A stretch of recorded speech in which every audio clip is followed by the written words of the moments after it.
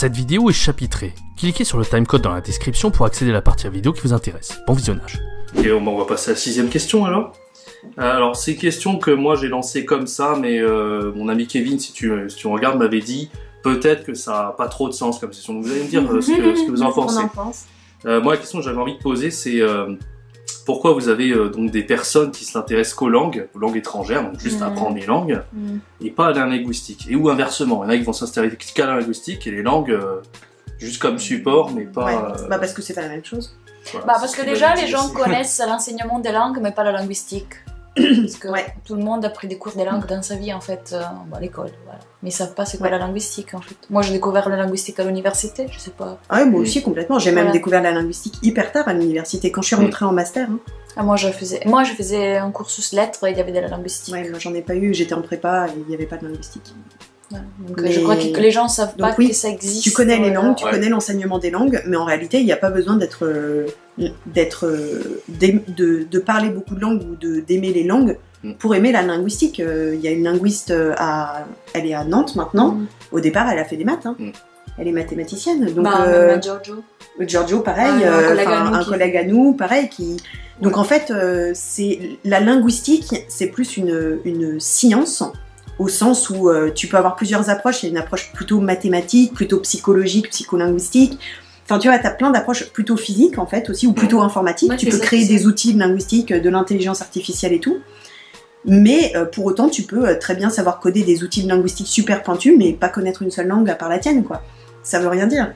Et à côté de ça, tu peux adorer les langues pour le côté littéraire et l'usage que tu fais de la langue, mais pour autant en avoir rien à faire de la grammaire et du fonctionnement du langage, quoi. C'est vraiment deux choses complètement différentes. Ouais, c'est comme dans tout, en fait, c'est comme l'informatique, il y a énormément de sous-parties. Et moi, avant, on disait, toi, t'es plutôt un geek, t'es fort en informatique, alors que j'y connaissais rien, je sais pas monter une tour. Et parce que moi, mon truc, c'était le multimédia. Bah, c'est pareil pour linguistique. Si t'es spécialisé en psycholinguistique, on va dire, est-ce que tu connais je sais pas, en phonologie, machin? Tu vas dire, bah non, je connais pas, je connais que... Enfin, tu connais peut-être un peu, mais tu grattes la surface, tu connais pas en profondeur, quoi. Et encore, tu fais des langues, enfin, nous, le bac, tu le passes, t'as jamais entendu parler de phonologie toute ta vie, quoi. Tu vois, c'est un mot que tu connais pas. Donc, phonétique, déjà. Phonétique, un peu plus, parce que... prononcer correctement la Phonétique un peu plus, mais phonologie pas du tout. Et puis alors la différence entre les deux, n'en parlons pas. Hein. Mais oui, effectivement, c'est la même différence. En gros, c'est comme si tu étais un très bon joueur de jeux vidéo, mais ça veut pas dire que tu sais coder un jeu vidéo. Voilà. Tu vois. T'es un utilisateur. T'es un utilisateur, voilà, qui aime t'es rapide au clavier, plein de trucs, voilà, t'es rapide, t'as des compétences. Ça veut pas dire que tu serais capable d'analyser le code qu'il y a derrière un jeu et pourquoi il fonctionne comme ça et tout ce qu'il y a derrière, quoi. Je connais des informaticiens, ils tapaient tellement lent au clavier, ils savaient pas où était le A, le machin, et pourtant c'est des informaticiens, et à côté les gamers ils s'énervent, ils disent t'es informaticien et tu sais pas... Donc voilà, donc c'est vraiment deux disciplines différentes en fait, et après t'as les affinités que t'as, mais clairement c'est pas parce qu'on aime les langues qu'il faut aller faire de la linguistique. Mais c'est intéressant comme parallèle qu'on fait, parce que je crois que les gens font toujours l'amalgame. Quand ils connaissent pas bien la linguistique, ils se disent c'est quelqu'un qui connaît beaucoup de langues. Et informaticien, quelqu'un qui est fort aux jeux vidéo, c'est un informaticien. Donc les gens font vite le raccourci. C'est ça. Et en fait, c'est un raccourci qui pose problème parce que du coup, il y a plein de gens qui se dirigent vers des études de linguistique, par exemple. Ils vont dire, on va faire adorent les langues, alors qu'en fait pas du tout. Et inversement, des gens qui passent à côté d'une vocation parce que ils se rendent pas compte qu'en fait, ce qu'ils aiment dans les maths ou ce qu'ils aiment dans la physique et tout, en fait c'est des trucs où ils s'épanouiraient à fond dans la linguistique, quoi. C'est dommage. Peut-être aussi, il y en a, ça paraît que c'est une approche plutôt scientifique, du coup, la linguistique. Complètement. Et il y en a, ils ont peut-être un profil plus littéraire, où il faut peut-être... Exactement. Je pense qu'on va lire beaucoup de bouquins de, je sais pas, de il y a des disciplines où quand même, c'est ça. Des sous-disciplines de la linguistique. Comme quoi? Bon, genre, si tu fais de la linguistique historique, quand même, tu fais aussi de la littérature. Si tu analyses, je sais pas, des trucs, comment dire, des échanges des lettres, il faut quand même, tu vois, savoir colloquer à une époque, connaître un peu... Donc, il y a des disciplines qui sont des sous-disciplines, un peu plus littéraires, voilà. Mais le gros de la linguistique, c'est vrai que c'est avant tout scientifique. Et en plus, même quand c'est littéraire, t'as une démarche scientifique sur la littérature. Tu vois, j'ai un copain qui fait une thèse en lettres. Sa démarche scientifique a rien à voir, même avec ce que quelqu'un ferait en linguistique historique par exemple. Rien à voir, c'est pas du tout les mêmes questions, c'est pas les mêmes méthodologies, c'est pas du tout la même approche. Donc de toute façon, quand tu fais de la linguistique, t'es un scientifique, ça c'est clair et net, t'es pas un littéraire. J'ai jamais été un littéraire. Moi non plus. De toute évidence. La littérature, ça me faisait chier, je me dis, mais c'est trop abstrait, machin, c'est pas... Non, moi j'aimais bien, mais j'ai bien aimé à partir du moment où... mais c'est pareil, j'ai un bac L pourtant. La littérature, j'ai commencé à apprécier vraiment en tant que science, si on peut dire, en prépa en fait, à partir du moment où j'ai commencé à comprendre comment on problématisait vraiment, qu'est-ce qu'il y avait derrière une problématique en littérature, enfin tu vois, c'est toutes ces matières-là en fait, c'est des trucs, mais même la philo, c'est des trucs que j'ai commencé à apprécier en prépa quand j'ai commencé à comprendre exactement comment on problématise et comment on raisonne pour répondre à une problématique, enfin de façon poussée, avancée quoi. C'est des trucs qu'on m'avait pas appris avant le bac. D'accord, la question suivante est très très liée à le petit débat qu'on vient d'avoir maintenant. C'est, on en a un petit peu parlé aussi précédemment. C'est, moi ça m'intéresse beaucoup d'ailleurs cette question-là. C'est pourquoi, à votre avis, la linguistique est un domaine d'études qui est si peu médiatisé et populaire, enfin en France quoi. Pourquoi, par exemple, à l'étranger, on va très facilement faire partout dans toutes les villes. Ah, je fais un master de linguistique, un truc.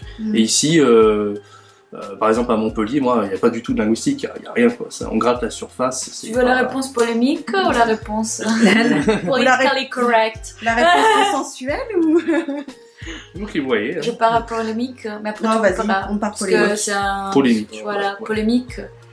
Moi je remarque qu'en France, les étudiants qui s'inscrivent à l'université et les parents qui viennent aux journées portes ouvertes, voilà, et tout ça, pensent déjà à leur fils et les étudiants eux-mêmes à un possible travail futur. Et ils ont l'impression que la linguistique ne peut pas ramener directement un travail. Voilà.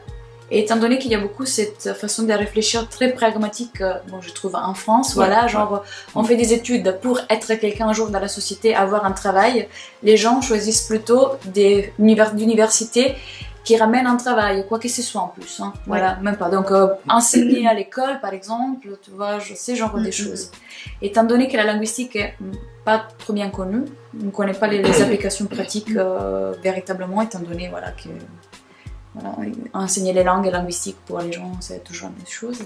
Ils font pas trop, selon moi. Je sais pas si c'est comme ça. Non, mais je pense que c'est effectivement un des éléments. Et en fait, la cause de ça, si on peut dire, c'est que en fait, les chercheurs en linguistique, je pense, les chercheurs et le milieu académique d'une manière générale sont les premiers aussi à pas vulgariser leurs recherches. Et du coup, un étudiant qui sort du bac, par exemple, il a aucune raison de savoir ce que tu peux faire avec un diplôme de linguistique, alors qu'en réalité tu peux faire énormément de choses. Franchement, ça ouvre plein de portes dans plein de domaines. Tu peux avoir toutes sortes d'approches. Enfin, vraiment, il y a énormément de possibilités professionnelles en réalité à la sortie. C'est ça. Mais comme c'est un milieu qui est pas du tout vulgarisé auprès des jeunes, et auprès du grand public d'une manière générale. Les gens pensent que ça ne rapporte, que c'est ils connaissent pas et ça que c'est pas porteur quoi. Alors qu'en réalité ça l'est, c'est juste qu'on le sait très mal quoi, on le sait pas. En fait, avec un diplôme en linguistique, il faut que toi-même tu cherches un travail. Personne ne va rien te donner en fait. On fait pas des blagues, on n'est pas des ingénieurs en fait, où il y a des postes spécifiques pour nous. Il faut toi-même créer ton propre travail un peu. Tu vois, ta filière, choisir ta filière, voilà, tu peux travailler dans une entreprise comme travailler à l'école, donner des cours, c'est très large. Donc c'est vrai que c'est un peu dépaysante en fait.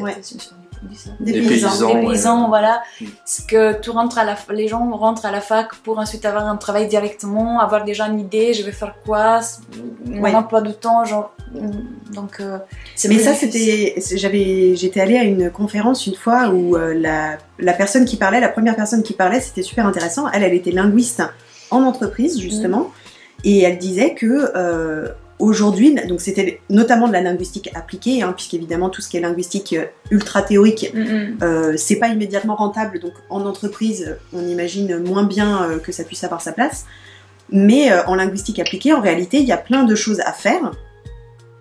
Et elle disait que, contrairement aux ergonomes, qui eux ont vraiment trouvé leur place dans l'entreprise, les linguistes s'étaient pas encore imposés, alors ils auraient leur place en entreprise. Tu vois, il y a plein de choses à faire. Elle travaillait, pardon. Elle travaillait pour des boîtes type Airbus, où elle analysait notamment le discours entre le pilote d'avion et la tour de contrôle, pour essayer de maximiser, d'optimiser la façon dont ils se parlent, pour éviter les accidents bêtes, pour améliorer le circuit, voilà, pour toutes sortes de choses. Et donc, voilà, on pourrait se dire, Airbus, le rapport avec la linguistique, c'est quoi? Mais en réalité, tu peux faire de la linguistique dans tous les domaines.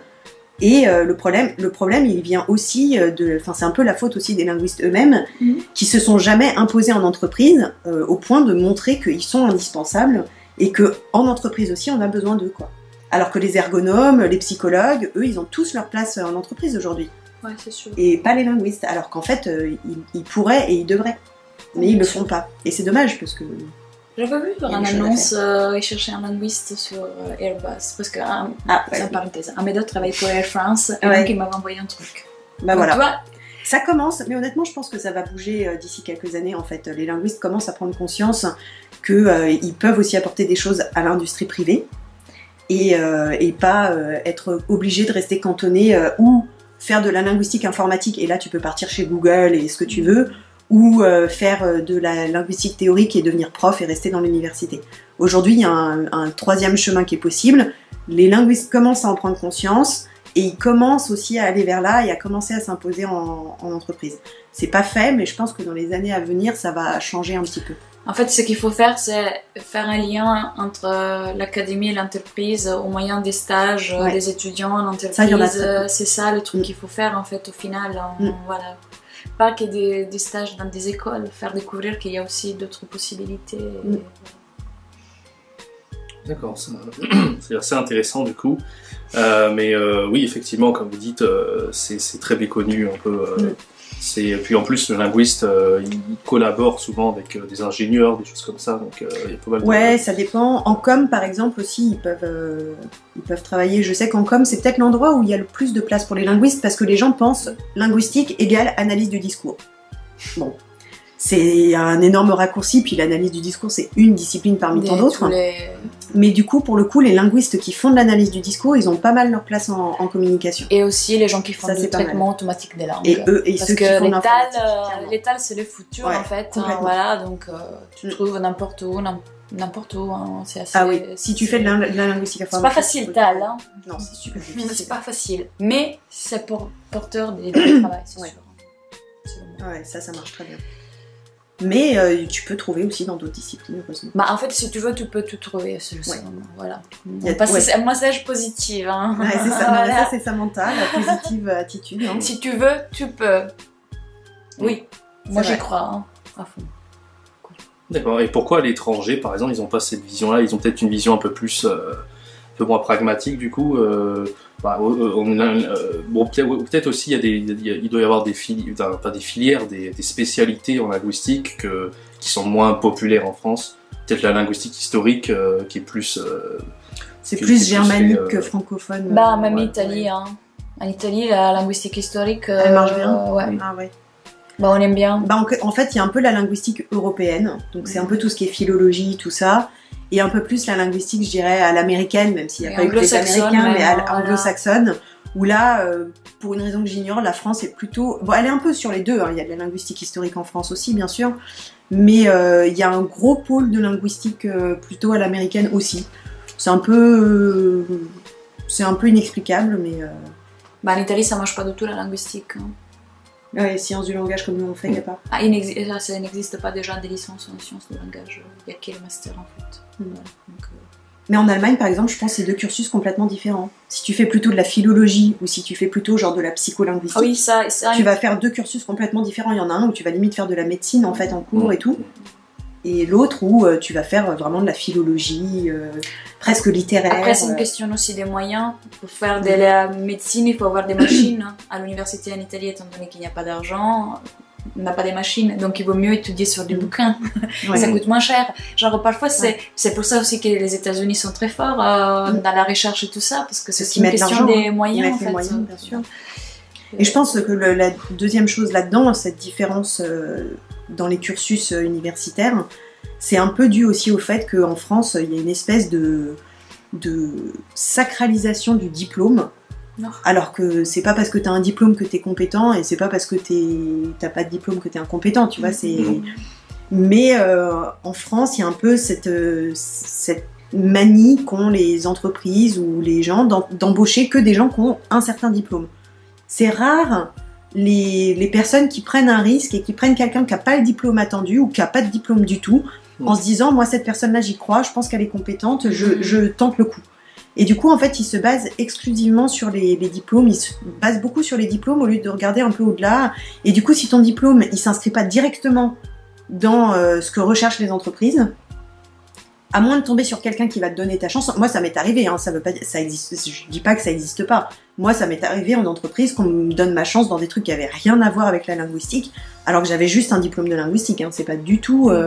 il y a des gens qui tentent le coup, heureusement, mais dans les grosses entreprises, avec des bons postes enfin voilà, qui mènent un peu loin, si t'es pas si t'as pas le diplôme qu'il fallait dans telle discipline et tout, t'as moins de chance que les autres.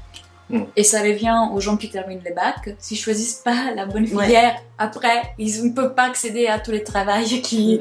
Donc, oui, tout à fait. Ouais. Mais en plus, il y a plein d'autres critères à l'embauche. Il y en a, ils regardent, comme vous me dites, comme tu dis, beaucoup exactement le diplôme qu'il faut, etc. Mais par exemple, la motivation, c'est-à-dire que si le gars n'a pas forcément le diplôme, mais il fait ses preuves par la suite, par une grosse motivation, ou voilà, c'est-à-dire que quelqu'un il peut avoir le diplôme, mais il y va, il est un peu modéré en termes de, voilà, il fait pas ses preuves forcément, donc il y a tout un tas de critères. Ouais, mais encore faut-il qu'on lui donne sa chance, tu vois, et des fois on leur donne pas leur chance aux gens qui n'ont pas eu le diplôme qu'il fallait ou qui n'ont pas eu le diplôme tout court, quoi. Il y a des gens qui sont complètement autodidactes, qui sont hyper compétents dans des trucs, inversement des gens qui ont suivi les études qu'il fallait mais qui sont pas bons, quoi. Ça arrive, mais bon, on a un peu on a un peu peur de prendre des risques, j'ai l'impression, à l'embauche en France.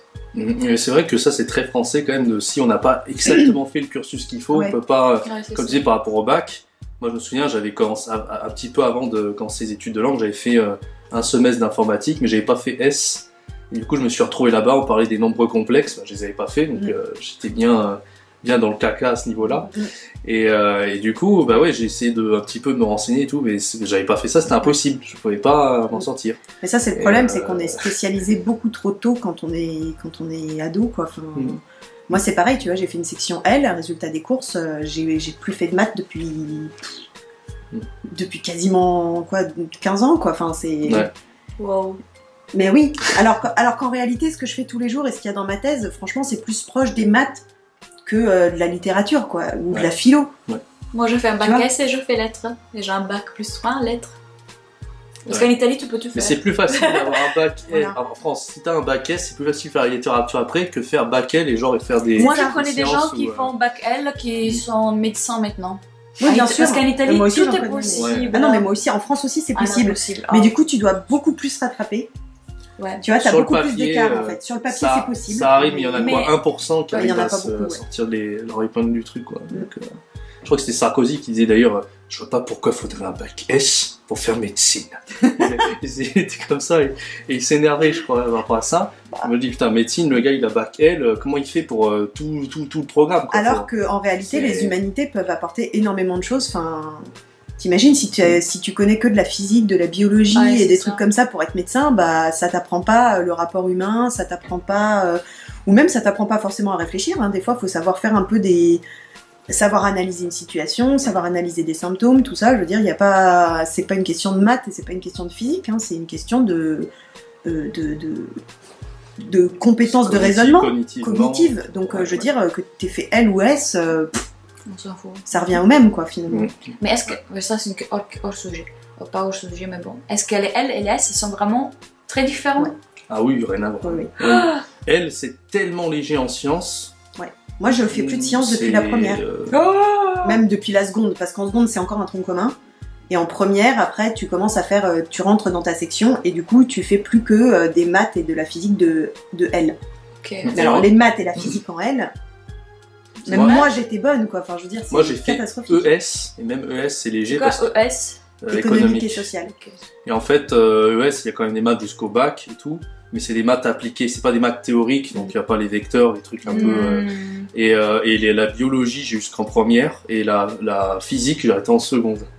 Donc voilà quoi, c'est bon, j'ai pas fait non plus une fac de sciences, mais tout ce qui est maths et tout, disons que le jour où tu veux repartir vers autre chose, il y a vraiment beaucoup de trop. C'est-à-dire que c'est un bac général qui est censé être équilibré, il est équilibré, mais c'est pas scientifique, c'est-à-dire que si tu veux faire de la science, c'est impossible quoi. C'est-à-dire que des STI avaient beaucoup plus de bagages scientifiques pour faire une filière informatique, par exemple, ils étaient vachement plus calés que moi qui fais un bac général, enfin... Donc en France, c'est vraiment comme ça. Non. Et c'est dommage parce qu'en réalité, rien n'est irréparable, quoi. Enfin, je veux dire... Surtout à 18 ans, même pas. Moi, tout ce que j'ai appris en linguistique, en sciences du langage, donc pas... Parce que ça, c'est le truc drôle aussi, c'est que moi, j'ai un master de linguistique, mais j'ai un master de linguistique à l'ancienne. En réalité, mon master, c'était plus de la philologie, un peu bof. Enfin, en réalité, j'ai suivi un super mauvais cursus. J'ai tout rattrapé avant la thèse. Donc j'ai rattrapé un master entier dans toutes les disciplines en un an, quoi. C'est pas infaisable. Si t'avais un double master. Ouais, bah oui et non. Parce que mais c'est après, quand même de la avec linguistique. son prépa, elle était entraînée à travailler beaucoup. Et puis surtout, je suis entraînée à aller chercher l'information, à essayer de comprendre. Et en réalité, quand tu poses les trucs à plat, t'essayes de comprendre un truc qu'on t'a jamais expliqué, au bout d'un moment, tu finis par comprendre. Je veux dire, il faut savoir raisonner, il faut savoir chercher l'info. Il faut pas avoir peur d'aller chercher des trucs. La thèse, c'est pareil. Si un jour on m'avait dit que je saurais faire des stats, je t'aurais jamais cru. Et en fait, s'il y a un truc que t'apprends en thèse, et moi du coup je l'avais même compris un peu avant, c'est que tu peux tout faire, tu peux tout apprendre, même si t'as pas les cours, même si t'as pas le prof en face. Aujourd'hui avec Internet, t'as tous les outils pour apprendre de tout. Il suffit juste d'être méthodique et faire attention à ce que tu fais et être motivé, un peu parce que c'est la motivé et un peu discipliné. Mais aujourd'hui, des cours excellents, il y en a en ligne. Tu vas sur le Collège de France, le site du Collège de France, il y a des cours excellentissimes en ligne. En plus, en ligne, tu peux mettre sur pause quand t'as pas fini de prendre tes notes. Ça fait gagner du temps. En réalité, aujourd'hui, tu peux tout apprendre. Il faut juste être très motivé et méthodique. Mais en réalité, il n'y a pas il y a pas de choses insurmontables. C'est un mythe un peu créé par cette sectorisation tout de suite quand tu es à l'école. Puis on dit d'ailleurs qu'on va de plus en plus favoriser les MOOC, enfin les plateformes d'auto-apprentissage avec un max de vidéos. Faut qu'on en parle aussi d'ailleurs, ça. Ouais. J'ai trop envie de créer un MOOC, mais... Non, moi non. Je vais en créer cette année, d'ailleurs. C'est vrai ? Ah, bah voilà. On va en discuter après. Ouais. Moi à suivre, affaire à suivre. Je fais déjà ça comme travail, donc... j'ai fait des cours aussi vidéo, mais c'est pas facile, hein. Oui, je sais, pas des feedbacks. C'est un peu... Voilà. Et après, moi, comme dans l'autre émission, j'ai déjà dit, je fais ça déjà comme travail, donc je passe pas aussi mon temps libre à faire des cours encore. Genre, c'est quoi ça? Non. Ouais, mais moi, ça me manque justement de donner des cours. Ça fait longtemps que je l'ai pas fait. Oui. Alors, mais si tu aimes bien enseigner, c'est une bonne possibilité en fait. Mais moi... Puis c'est une façon différente d'enseigner, je trouve que c'est intéressant. Oui, mais... Et l'avantage, c'est qu'une fois que ton contenu il est en ligne, t'as pas à le répéter 12 000 fois, il est accessible potentiellement à toute personne qui s'intéresse au sujet. Oui, ça aussi c'est énorme. Attention parce que ça c'est un... Je sais pas si on dit ça, un couteau à double... C'est à double tranchant. Voilà. Parce qu'il est là, en ligne, pour accessible à tout le monde. Et on sait très bien que parfois les cours, surtout les premiers cours qu'on donne, ils sont un peu brouillants, genre... je sais pas, quand même ça... Oui, mais le jour où t'es plus contente du contenu, tu le retires. Oui, mais les gens peuvent les regarder et soit après tu postules pour des jobs si tu veux rester dans la même discipline. Ouais, je sais pas. Voilà, je sais pas. C'est tout un sujet à débat en fait. Moi je trouve que c'est pas... En fait, moi je pense qu'il faut pour pas les choses tellement avoir peur de mettre des trucs en ligne parce que sinon tu fais jamais rien. Non, mais pour les choses techniques, moi je trouve que c'est bien en fait. Voilà, pour apprendre des choses techniques, mais pour des cours... on parlera de ça après en fait. Après je trouve que quand je dis que j'ai envie de faire un MOOC, j'ai pas forcément envie de partir dans des trucs super compliqués. Oui, trucs basiques. Des trucs de base où pour le coup il y a des connaissances fixes qu'on peut enseigner sans trop de risques. Il y en a et qui sont rarement accessibles en plus au grand public parce que personne l'a jamais fait et ça peut valoir le coup. Mais on en discutera. Non, donc on va parler de ça au déjeuner. Voilà.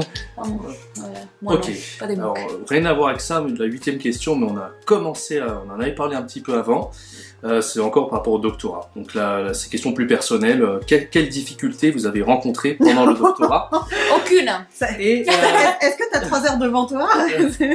Brièvement, alors on va essayer, et puis ouais, qu'est-ce que ça vous a appris en termes de développement personnel, et ouais, déjà ça. Tu veux commencer? Moi j'ai appris le français. C'est vrai. Oui, c'est vrai. Moi j'ai appris le français. Et quelle qualité faut-il pour réussir et se lancer dans un doctorat? Sans foutre. C'est ça, sans foutre, être positive. S'appeler Samantha Ruvoletto.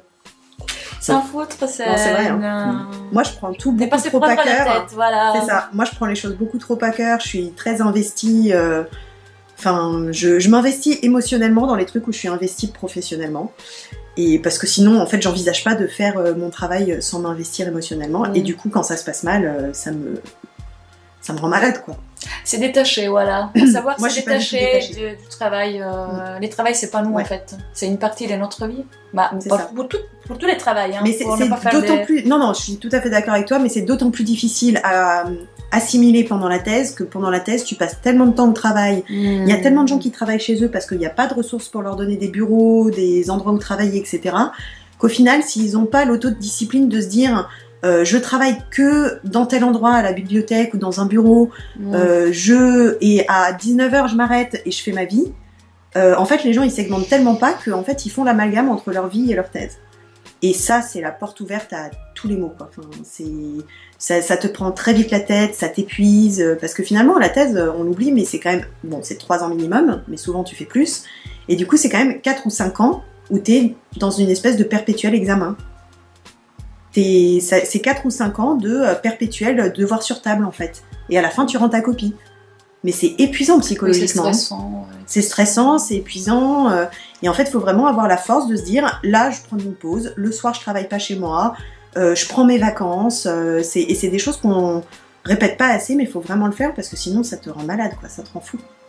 Il faut vraiment avoir une très bonne hygiène de vie et être entouré par des bonnes personnes qui nous encouragent et nous font relativiser parce que c'est une thèse, hein. C'est pas... Il n'y a pas la vie de quelqu'un en jeu, quoi. C'est ça, c'est une thèse, hein. C'est rien si on imagine sur une vie entière. Donc, non, puis tu mets personne en danger. Enfin, tu vois, je veux dire, t'es pas médecin, chirurgien avec le cœur de quelqu'un dans tes mains, quoi. Enfin, oui, c'est ça. Mais du coup, voilà, pour relativiser, il faut avoir beaucoup de gens autour de toi qui comprennent et qui sont hyper patients et qui te font relativiser, quoi. Et qui te mettent dans un espace de vie où t'es sain, où t'as un bon rythme, où t'es bien entouré et tu sens que t'es bien entouré. Ça, je pense, c'est le plus important, quoi, d'être avec des gens hyper posé en fait. Être prêt aussi aux commentaires. On est toujours jugé quand même en candidat chercheur parce qu'on s'expose beaucoup, on expose nos idées, nos expériences. Donc être prêt aux commentaires négatifs, c'est pour ça que les trucs sur l'espéranto c'est rien, genre. Parce que normalement dans tout un travail de thèse, tu as l'habitude d'être jugé un peu tout le temps. Donc ça c'est pas mal non plus, hein. Tu acceptes plus facilement des critiques, c'est formateur au niveau caractère. C'est vrai. Et après on apprend des choses sur nous, sur toi, et des forces qu'on ne savait pas d'avoir. Ouais. Et d'une manière générale, quoi, tu te rends compte que, ce que je disais tout à l'heure, par exemple, qu'en réalité rien n'est impossible, quoi. Si moi demain je décide de partir dans un domaine qui n'a rien à voir, je sais que je peux le faire. En fait, tout le monde peut tout faire, il suffit juste d'y mettre les efforts nécessaires. Ouais. Bon, alors après, je garantis pas que je serai une très bonne musicienne ou une très bonne chanteuse. On sait jamais. Non, c'est quoi le plus dur finalement? Est-ce que c'est le fait que ça soit si long? Parce que quand même, si tu dis 3 ans, voire 4, 5, c'est quand même super long, quoi. Ouais, psychologiquement, c'est hyper fatigant, c'est hyper éprouvant en fait. Au bout d'un moment, tu fatigues beaucoup. Et en fait, c'est long dans une situation, parce que des gens qui restent en poste 5 ans, au même endroit, il y en a, c'est pas ça le problème. C'est juste que c'est 5 ans où effectivement t'es plus ou moins en devoir sur table, un peu constamment, donc ça c'est un peu rude, où c'est toi qui gères ton temps, donc du coup t'as pas du tout cette régularité du travail en bureau. Tu travailles les week-ends, moi j'ai travaillé tous les week-ends. Tu travailles le week-end, tout ça, donc c'est un peu compliqué, donc c'est fatigant aussi. T'es pas toujours payé, ça on l'oublie, mais les chercheurs en thèse, c'est quand même des gens qui produisent des données, qui produisent des conférences, qui produisent énormément de choses, même parfois plus que des chercheurs CNRS, hein, et qui pour autant ne sont pas toujours payés pour le faire. Et ça, c'est scandaleux. Et les chercheurs en thèse sont aussi les seuls chercheurs, enfin les seuls travailleurs que je connaisse qui peuvent pas saisir les prud'hommes le jour où il y a un abus. Tu vois, enfin, t'as un problème, t'as un litige avec quelqu'un qui est au-dessus de toi, t'as aucun recours quand t'es en thèse. Donc en gros, t'es vraiment dans une position de faiblesse constamment. T'es souvent obligé de travailler à côté parce que t'as pas d'argent. Et malgré tout, tu dois encaisser le fait que t'es dans une situation de test et d'examen ultra éprouvante. Tout le temps. Tout le temps. Tu dois démontrer toujours des choses. Je sais quelques sons de cloche où il y a des gens qui disaient le plus dur aussi c'est le côté très solitaire. Parce qu'il y en a qui disaient faut quand même être assis à un bureau, travailler un peu tout seul. Et il y en a qui disaient qu'ils voulaient pas faire une thèse justement parce qu'ils étaient vraiment en mode je reste à la BU, je suis solitaire. Il n'y a pas beaucoup de travail d'équipe et ça c'est dommage parce que... Oui, mais tu peux les créer. C'est ça, en fait, les chercheurs, c'est ça le truc, c'est que souvent... Bon, ils ont leur recherche principale, qui fait leur corps de métier, ils font leurs expériences, ils écrivent leurs papiers, ils publient dans des grosses revues, tout ça. Mais en réalité, ça, c'est pas... c'est 70% de leur temps. En réalité, il y a aussi 30% de leur temps qui est consacré à plein d'autres projets parallèles, où là, ils sont beaucoup plus dans des équipes, où ils vont travailler avec... tu vois, moi, j'ai travaillé sur LGIDF, donc du coup, je travaille avec une équipe de phonologues, on s'échange des données, on a travaillé avec une personne qui est plutôt spécialisée en didactique pour faire les fiches les plus optimales possibles. Enfin, donc là, on a un peu travaillé en groupe. Et puis, sur d'autres projets, j'ai travaillé en groupe aussi. Enfin, tu vois, en fait, tu as toujours la possibilité de t'inscrire aussi dans des projets de recherche beaucoup plus larges, où là, tu as besoin de travailler en équipe. Et ça, il y en a de plus en plus en linguistique, en sciences du langage, parce que de toute façon, aujourd'hui, on travaille sur des chantiers tellement énormes, tu peux plus travailler tout seul. T'as pas les compétences et t'as pas le temps de travailler tout seul sur un domaine. Donc du coup, t'es obligé de construire des équipes. Et là, tu fais du travail d'équipe. Et une fois que t'es chercheur CNRS ou enseignant-chercheur, t'es plus en thèse, donc t'as plus ta thèse à écrire, t'as plus cette recherche obligatoire à faire. Tu peux ne faire que du travail d'équipe si t'as envie, hein. Il y aura forcément des moments où tu seras un peu plus tout seul face à ta tâche, mais tu peux ne t'inscrire que dans des projets de recherche à plusieurs. Hein. Moi, je le trouve pas hyper solitaire comme travail. Non, je dirais pas que c'est le plus problématique. Je pense par exemple à quelqu'un qui traduise, les traducteurs freelance, voilà, qui travaillent de chez eux, les gens lui envoient des textes, il doit les traduire. Là, c'est encore plus solitaire. Ouais. Mais moi, je trouve pas très solitaire. En fait. Ou une thèse. En plus, tu vas à des conférences, donc tu rencontres des gens, je sais pas, c'est quand même, il y a un côté quand même social. D'accord. T'es souvent obligé plus ou moins d'aller aussi à des séminaires, tu parles de ta recherche, tu juges celle des autres et puis tu discutes avec tes collègues. De toute façon, si tu pars pas de ta recherche et tu restes chez toi, tu vas jamais déclencher un boulot après parce que personne ne connaît. Et ça veut dire que ta recherche sert à rien, donc autant pas la faire. C'est un peu des public relations aussi. Ouais, c'est vrai. Ok, très bien. Et selon vous, donc, c'est quoi les qualités qu'il faut avoir pour vraiment réussir dans ce domaine-là? Est-ce qu'il faut être très rigoureux aussi, très rigoureux, c'est sûr. Ouais. Rigoureux, mais pas trop. Discipliné. Hein, faut pas être maniaque. Non. Voilà, faut savoir. En fait, je crois aussi qu'il faut savoir lâcher l'affaire. C'est-à-dire qu'au bout d'un moment, il faut savoir. Là, j'ai fait aussi bien que je pouvais. J'ai fait autant d'efforts que je pouvais sans m'en rendre malade. Au bout d'un moment, si j'en fais plus, ça va être mauvais pour moi, mauvais pour ma santé, mauvais pour ma thèse. Il faut savoir arrêter quand tu sens que tu as fait un produit. Voilà, tu es arrivé à un... Même pas forcément pour la thèse ensemble, hein, mais juste pour des petits trucs, pour une présentation à un colloque et tout. Au bout d'un moment, il faut savoir admettre que tu peux pas faire mieux en rapport qualité du travail, qualité de vie. Au bout d'un moment, il faut que tu trouves un juste milieu. Et il faut savoir trouver cet équilibre et pas insister et être ultra perfectionniste. Ça rend malade et c'est très mauvais pour tout, quoi. Toute ta vie. Il y a tellement de choses à faire qu'on peut pas, faut revoir un peu, faut relire ensuite. C'est ça, en fait, au bout d'un moment. Mais puis la recherche, par définition, c'est jamais fini. Tu vois, enfin, je veux dire, c'est donc en gros, faut savoir admettre qu'au bout d'un moment, à l'instant T, t'as fait ce que tu pouvais faire de mieux. Et voilà, ce sera jugé comme ce sera jugé. Tu prendras les retours comme des critiques constructives, et puis tu feras mieux après, et puis voilà, et puis tu continues, et puis voilà. Au bout d'un moment, en fait, c'est exactement ce que disait Samantha. Le principe de base, la règle numéro 1 pour réussir, c'est s'en foutre. S'en foutre. S'en foutre. Non, mais et ça, les Italiens font ça très bien. Moi, c'est on le fait un peu moi, plus je fais facilement. ça très mal. On a marre un peu plus facilement, en fait. On laisse tomber les choses. Ouais. Bah moi, j'ai appris ça grâce à toi. Ah, c'est bien. Je vais donner des cours, je vais faire des MOOC sur les sans foutre. Sans foutre. C'est vrai. Sans foutre. Vidéo. 5 règles pour sans foutre. C'est hyper important. Il y a des gens qui s'investissent tellement. Tu les vois se rendre malades pendant leur thèse.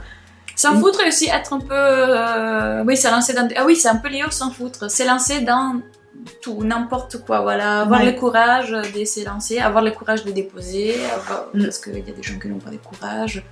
Avoir le courage de partir aussi à l'étranger. Moi, je dis toujours ça, c'est quand même une expérience très importante pour tout le monde, à n'importe quel âge. C'est lié au fait des sans foutre, parce qu'en fait les gens sont paranoïaques, donc ils n'osent pas partir parce que je sais pas quoi. Mais si tu t'en fous, faut pas se prendre la tête en fait. Le serveur des billets d'avion, partez. Donc la question 9, c'est une question que moi-même me suis posée. Donc du coup, vous deux, vous êtes un peu aussi prof. Quelque part, vous donnez des cours. Donc soit toi, Samantha, tu donnes des cours à la fac. Salut les étudiants. Et Mathilde t'en a donné aussi. Ouais, à la fac aussi. Et cette année aussi. Et cette année aussi. Bon, moi je suis prof, mais pas à la fac, mais bon, passons. Donc moi, quand j'ai lu ça, donc j'en connais pas des tonnes non plus, mais vous faites un petit peu partie des profs de YouTube, on peut dire. Quand je citais ça, je pensais à Gonzague, je sais pas si vous le connaissez. Non. Gonzague qui lui est prof de fac aussi, il fait aussi des vidéos sur internet quoi. Il fait des vidéos de quoi? Lui c'est plutôt humoristique, c'est des caméras cachées, des trucs comme ça. Ah oui, c'est pour ça que je connais pas. Ça c'est pas mal. Non mais moi YouTube, alors franchement le YouTube scientifique, vulgarisation, je connais tout le monde. Ouais. Mais alors par contre, mais tu vois, dès que tu sors de ça, je connais donc c'est mec, il est prof à la fac, il fait des pranks. C'est ça.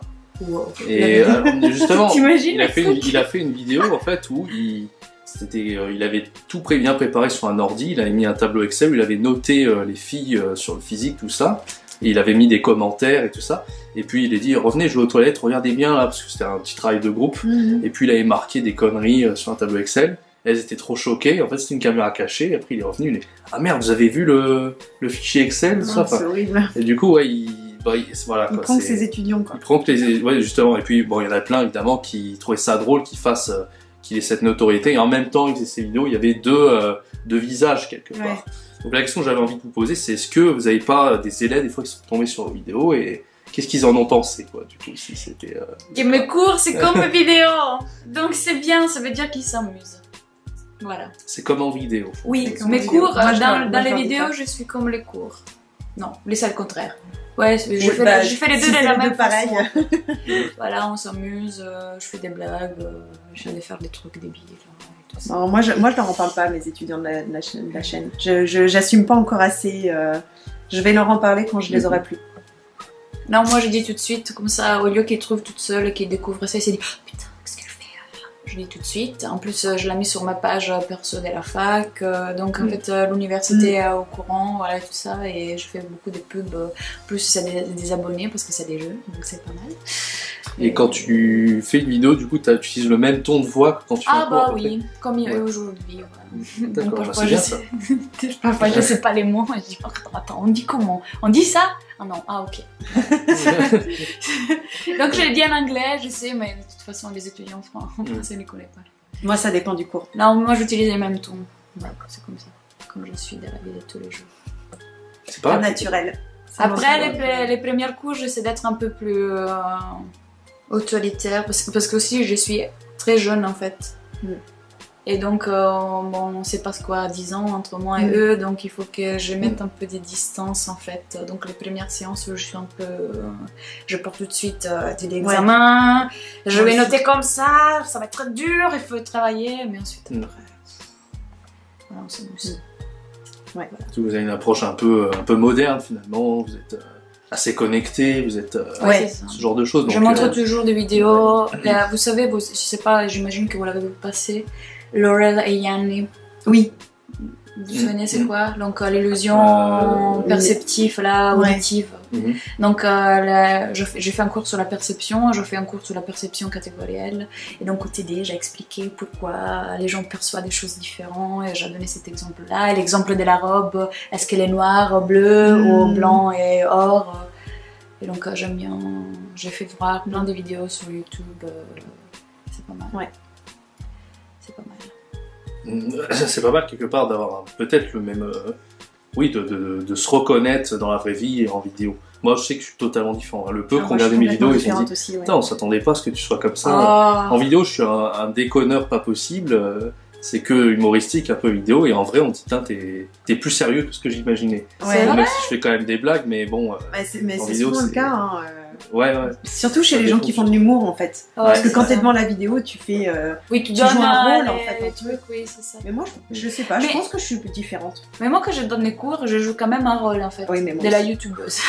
Genre, j'utilise les mêmes profils. Après, bon, peut-être que dans la vie de tous les jours, je joue un rôle aussi, je sais pas. Voilà. Philosophie, attention. Qu'est-ce que je joue? Voilà, c'est ça. Tout le monde joue un rôle dans la vie, hein, de toute façon. On arrête ça. Je vais commencer des pranks en fait chez les étudiants. Bon, on va passer à la 10e question. Alors, donc là, ça parle un peu langue. Donc Samantha, toi, tu parles 3 langues, si je dis pas de bêtises, couramment du moins. Donc l'italien est ta langue maternelle. Oui. L'anglais et le français. Oui, c'est ça. Tu parles très bien ces langues-là. Est-ce que tu en connais d'autres, des langues déjà?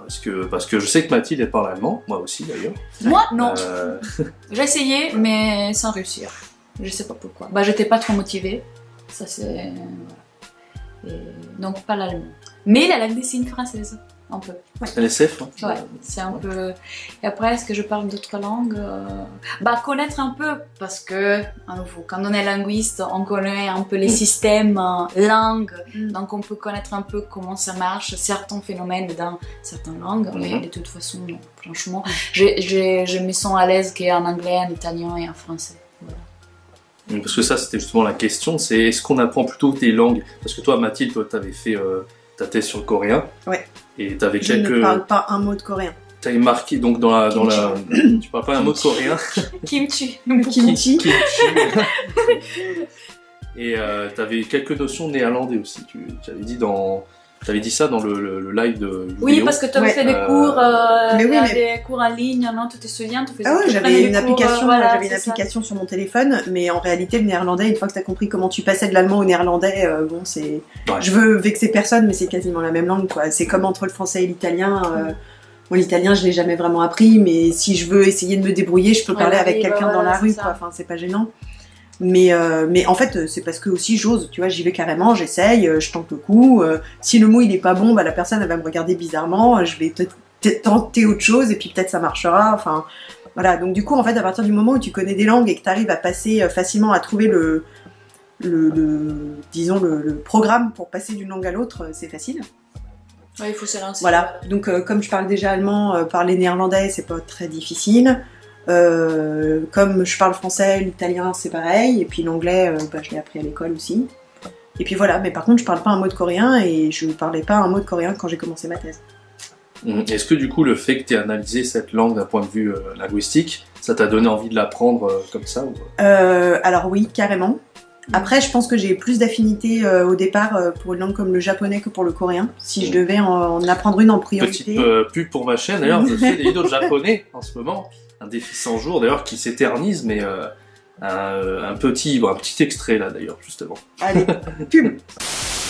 Il y a 2 hiragana à vous les réviser rien qu'en allant au restaurant. Vous prenez un menu au restaurant, menu, un avec boucle, l'autre sans boucle. Rewind comme re-wa-ne. Il y en a un qui est fermé, l'autre qui est courbé et le dernier qui est bouclé. On a aussi mu et ma en katakana que si on les renverse, ça fait la même lettre.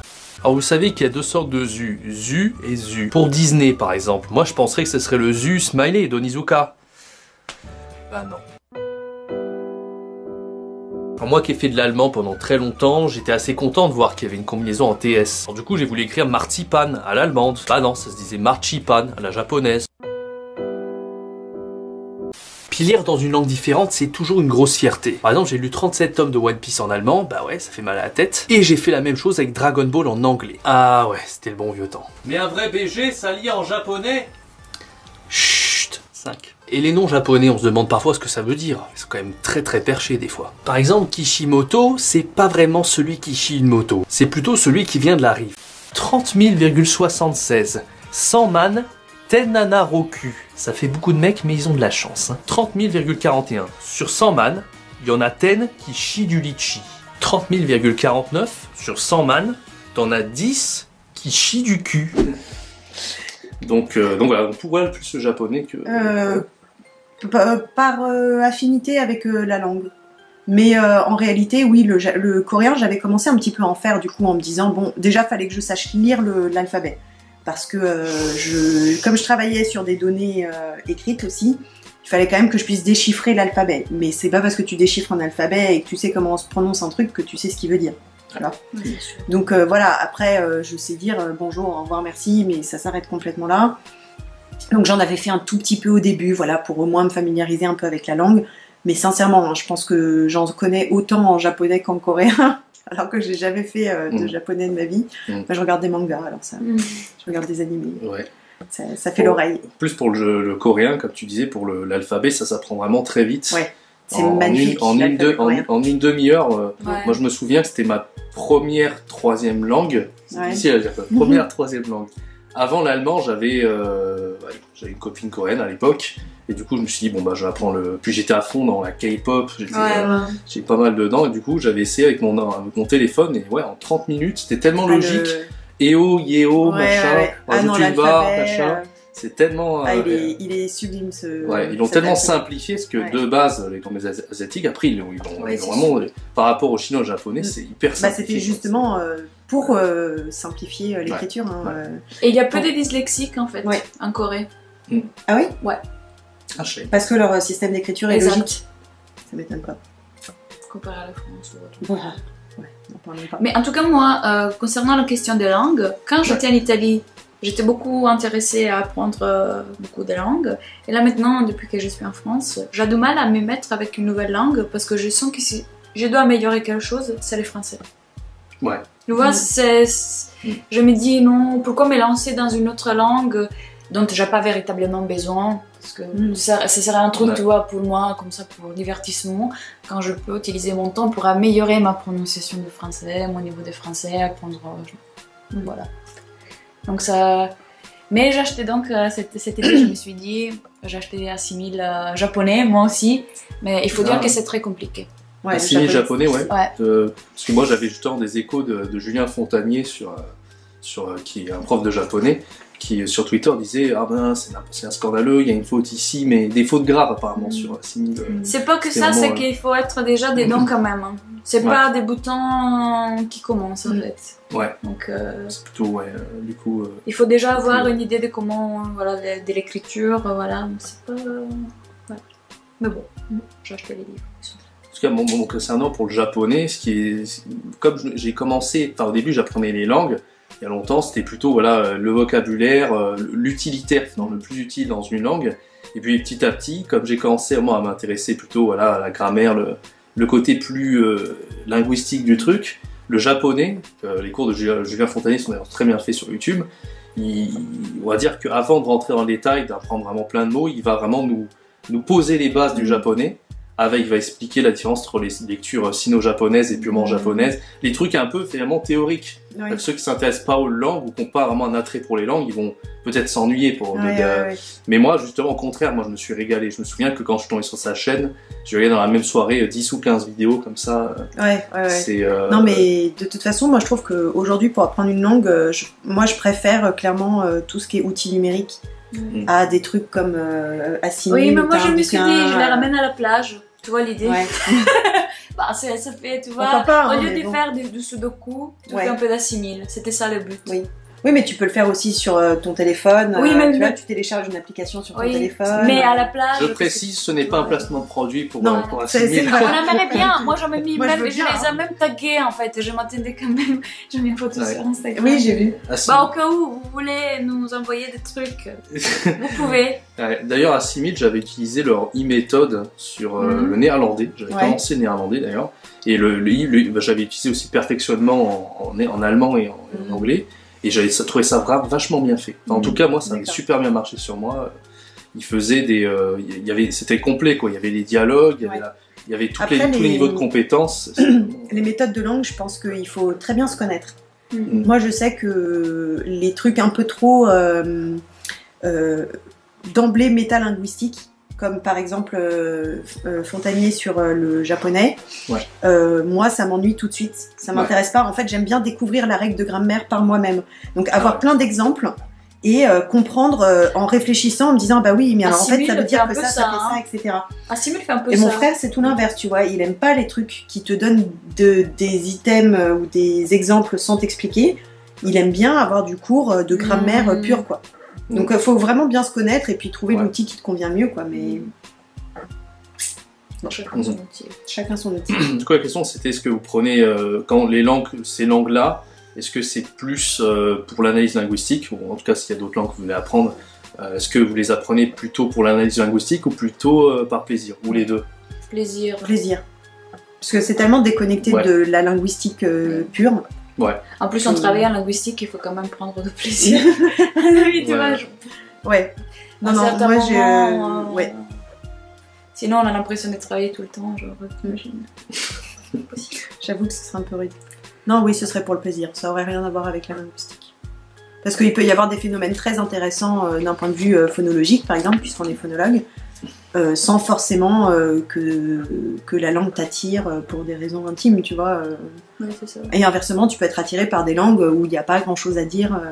Au niveau... Tu vois, enfin, moi je travaille sur la structure syllabique. Bon, bah sincèrement, le japonais, il n'y a pas grand-chose à dire. Je veux dire, c'est tellement... C'est assez limpide. Mais il y a des phénomènes aussi syllabiques en japonais, mais c'est moins immédiatement intéressant pour moi, mais par contre c'est une langue qui m'attire, donc bon bah écoute, je préfère apprendre une langue qui m'attire, parce que tu seras de toute façon plus motivé que apprendre une langue juste parce que j'en ai besoin pour travailler. A priori j'en ai pas besoin pour travailler de la langue, hein. En linguistique, j'ai fait une thèse sur une langue que je maîtrise pas du tout, hein. Donc comme tu n'en as pas besoin, si t'as pas besoin de l'apprendre, tu l'apprends pas, quoi. Faut en avoir envie. Ok, très bien. Donc quels conseils, alors pour apprendre des langues, forcément le mieux c'est d'aller dans le pays, comme tu le disais, de voyager, quoi, finalement. Bah, on a tous un peu été à l'étranger, je pense, hein. Toi t'avais été en Allemagne, dans la même ville que moi. Ouais, dans la même ville. C'est fou. Heidelberg. C'est une ville connue par personne en plus, c'est genre... personne connaissait... Non, c'est la plus belle ville d'Allemagne. Heidelberg, c'était génial. C'est fabuleux. T'es resté un an aussi. Ouais. J'habitais sur la Hauptstrasse. Coucou les copains. C'était bon le temps, mais bon après toi t'y es allé quoi, il y a 2010 ou quelque chose comme ça? Ouais, 2010-2011 je crois. Je suis allé en 2015. Ah, c'est récent, t'as bien de la chance. Je suis un enfant, moi. Mais j'y suis retournée il y a quoi, il y a 2 ans aussi, ou 2-3 ans, et ça n'a pas changé, quoi. C'est fou. Il n'y a rien qu'à changer, quoi. La Hauptstrasse, il y a les mêmes boutiques les unes après les autres. Si, j'ai remarqué qu'il y avait un truc qui avait changé, mais je sais plus ce que c'était. Mais du coup, tu retrouves tout, quoi. C'est trop bien. Tu retrouves tes marques et tout. Et du coup, bon, on va à l'étranger donc pour un séjour linguistique, que ce soit Erasmus ou autre chose, mais aussi, comme disait Samantha, pour faire un doctorat, c'est toujours intéressant d'aller à l'étranger pour faire un doctorat. On est à la fois dans un bain linguistique et en même temps, on fait son doctorat. Puis même, certainement, l'environnement est différent, quoi. Il est, donc la question, c'est qu'est-ce que vous donneriez comme conseil à quelqu'un qui hésite à partir à l'étranger, du coup? Faut y aller. Oui, c'est ça. Au contraire, moi je trouve qu'un doctorat à l'étranger, c'est plus fort dans un CV, déjà. Genre, surtout dans l'environnement actuel de la recherche, ça fait quand même un boost sur les CV. Voilà. Ou une expérience pendant les doctorats à l'étranger, parce que maintenant on peut faire une année à l'étranger pendant les doctorats.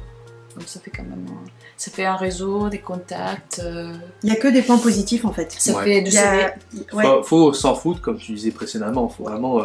Il y a que des bons côtés à partir à l'étranger. Donc franchement, je vois pas pourquoi on se priverait. En plus, faut profiter que c'est l'âge où a priori on n'a peut-être pas encore trop de contraintes professionnelles ou familiales. Donc franchement... Après, s'il y a des contraintes, il faut en parler, discuter. Faut en discuter et tout, mais franchement, faut essayer de le faire, hein, mais vraiment c'est... Toi, c'était ta première grande expérience à l'étranger à Heidelberg ou t'avais été... Non, alors en réalité, quand j'étais en 3e, j'étais déjà en classe européenne allemand. Et du coup, on avait fait un échange, j'étais partie 6 semaines en Allemagne, et ensuite on avait accueilli nos correspondants 6 semaines. À l'époque, 6 semaines dans une langue que je maîtrisais pas, pas très bien, c'était quand même à l'âge que j'avais, on avait 15 ans, donc c'était déjà une expérience assez conséquente. Et puis je faisais beaucoup de voyages linguistiques l'été aussi, mes parents me payaient des voyages, je faisais une semaine en Allemagne, j'ai fait des semaines en Irlande aussi, enfin voilà. Donc j'avais déjà fait un petit peu. Et puis... et le plus long, là, vraiment un an. Le plus long, vraiment un an, c'était Heidelberg, mais bon, c'était comme si j'étais chez moi, quoi. Enfin, c'était Erasmus, d'ailleurs? C'était Erasmus, ouais, tout à fait. Et j'ai pris le maximum que je pouvais. Erasmus, tu peux faire que 12 mois. Et donc j'ai pris 12 mois quasiment jour pour jour, quoi. Je suis restée le plus possible. Je rentrais quasiment pas en France. Ruprecht Karls Université, ouais. Donc c'était en master ou en licence, d'ailleurs? C'était en master, c'était en deuxième année de master. Et j'ai bien fait de partir en plus à l'époque parce que j'étais à l'époque dans une fac où j'avais fait mon M1 et j'ai appris par mes copines qui étaient restées en M2 que j'avais bien fait de partir parce qu'il n'y avait pas assez d'effectifs en M2. Donc les M2 suivaient les mêmes cours que les M1 qui étaient exactement les mêmes cours qu'on avait déjà suivis. Donc en fait ça m'aurait rien apporté de rester en France. Et j'ai bien fait parce que du coup l'Allemagne j'ai pu... En plus je suis allée à Heidelberg un petit peu par... Enfin, j'ai un peu louvoyé. En réalité, mon UFR était couplé avec Kiel, je sais plus, dans le nord de l'Allemagne. Et j'avais pas du tout envie d'aller là. Enfin, ça faisait vraiment vieille ville industrielle pas belle, sur la mer du Nord en plus, donc ça devait faire super froid. Enfin, c'était pas beau, j'avais pas envie d'y aller. Et j'avais très envie d'aller à Heidelberg. Et donc quand je suis allée demander à l'université si je pouvais aller à Heidelberg à la place, ils ont accepté et du coup je suis allée à Heidelberg, mais à Heidelberg il n'y avait pas d'UFR de linguistique. Donc en fait j'avais le droit de prendre tous les cours de la fac et de choisir ceux qui m'intéressaient. Donc j'avais pu prendre, en gros il fallait juste que j'ai mes crédits ECTS. Et donc du coup j'ai pris plein de trucs en psycholinguistique, des cours de langue, enfin j'ai fait plein de trucs et c'était vraiment hyper enrichissant parce que du coup j'ai pu prendre plein de cours dans des sujets très différents. J'avais pris un cours de sociolinguistique des langues d'Asie du Sud-Est, enfin des trucs improbables, tu vois, enfin vraiment, mais c'était très très cool parce que du coup j'ai appris plein de choses différentes que j'aurais pas appris si j'étais restée en France. C'était une super expérience. Et toi, Samantha, si je dis pas de bêtises, t'avais été à Berlin mais t'avais pas trop aimé. Enfin, en tout cas, t'avais hésité ou alors. Oui, alors moi, la thèse, je la cherchais comme la chose plus importante. Moi, je voulais faire une thèse. Je voulais absolument faire une thèse. Mais genre, dès que j'ai fait mon mémoire, dès que j'ai commencé mon master, moi, je voulais faire une thèse. En fait, je voulais être chercheur dans la vie. Voilà, ça arrive. Avant, je voulais être un mannequin. Après, j'ai compris que ça pouvait plus marcher. Donc, je me suis dit, mon mannequin, chercheur, voilà. Et donc, je suis allée en Allemagne parce que le but c'était d'entrer dans une école pour faire un doctorat de recherche. Mais ça n'a pas trop marché parce que j'arrivais pas à apprendre l'allemand. En fait, c'est une thèse déjà sur l'allemand pour détecter la dyslexie chez les enfants allemands. Donc, il fallait quand même beaucoup de compétences que je pouvais pas y avoir, mais j'étais pas motivée en fait aussi. C'était toute, j'étais pas motivée, je m'entendais pas bien, je me sentais pas bien en fait. J'ai trouvé que les gens étaient trop froids, ouais, sauf les étrangers. Bon, j'avais plein d'amis italiens, j'ai rencontré plein d'Italiens, c'était génial. Mais avec les Allemands, il y avait quand même une distance. Je suis quand même méditerranée, donc j'avais du mal en fait. Mais j'étais pas assez motivée de rester. Je crois aussi que ça a joué. J'ai pas abouti, mon séjour n'a pas abouti une thèse, mais Berlin c'est magnifique. Hein. Tu peux faire plein de choses, quand tu es jeune, tout éclate, donc moi je le conseille. Ouais, moi mon frère il y habitait aussi pendant un an, il a adoré. Il y a vraiment une vie, c'est pas cher, maintenant ça commence à devenir cher, mais c'est pas cher comme Paris, ni comme Londres en fait. Il y a plein de villes, il y a plein d'étrangers, il y a plein de possibilités, et ça bouge énormément en fait. C'est super dynamique, voilà, c'est ça. Et donc c'était pas mal, mais non. Voilà. Bah après, j'ai senti, genre, on arrive à un moment, je devais choisir si chercher un travail parce que j'ai un peu travaillé, mon contrat s'est terminé, donc c'était un moment où je devais choisir entre chercher un travail ou rentrer chez moi. Et j'ai senti dans moi que c'était une belle expérience, j'avais beaucoup appris, mais c'était le moment de rentrer chez moi. Moi, genre un truc, voilà, c'était cool, mais toute ma vie, encore, non. Voilà.